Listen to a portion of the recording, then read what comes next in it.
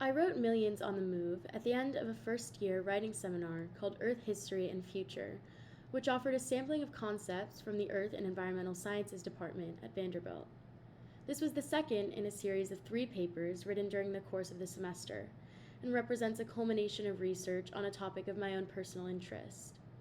While the seminar introduced us to volcanism and outlined basic principles of geology used to study Earth's past, I found myself drawn to the topics concerning our planet's future, namely climate change. When it came time to decide on a subject for my research paper, the choice was clear. I was first introduced to the idea of climate migration during a high school environmental studies course I took. The human impact of climate change was not something I had previously been exposed to, and I was fascinated at the time by the implications of global warming on our planet's most vulnerable human populations. The more I learned about the subject, the more I realized how interconnected human conflict is with our changing climate, especially in regions already prone to crises, such as the Middle East and sub-Saharan Africa. Perhaps more troubling, though, is the notion, backed by research, that such conflicts will only intensify in the coming decades as a byproduct of climate change conditions, from desertification to rising sea levels. When I set out to write this piece, I intended to focus on the scientific processes driving migration around the globe.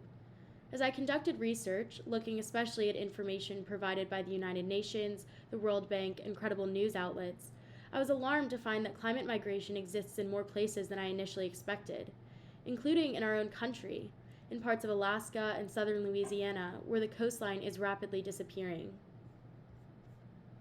My research informed the structure of my paper. Upon recognizing the scope of climate migration, I understood that my relatively short paper could not possibly hope to tackle the issue in its entirety.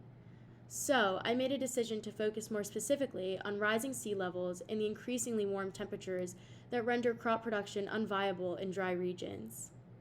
These 2 phenomena took me to the Pacific Islands, Alaska, Louisiana, and parts of the Middle East. I found the research on Syria's droughts particularly compelling, and I intend to continue my study of that region and investigate how the dry conditions have played a role in the ongoing conflict and devastation in that country. By the end of my writing process, 2 questions had emerged that I felt necessary to include at the end of my paper, as a way to encourage additional dialogue on the topic. I wondered how the Earth's positive feedback mechanisms, which accelerate global warming, will impact future climate migration trends.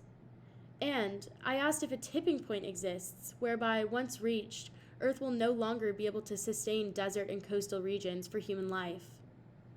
Such questions are certainly bleak, but they are relevant, perhaps more than we would like to acknowledge.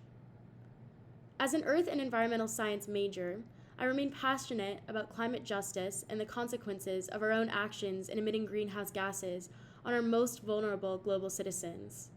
Indeed, the repercussions of climate change will first impact those in regions of the world without the adequate resources for mitigation.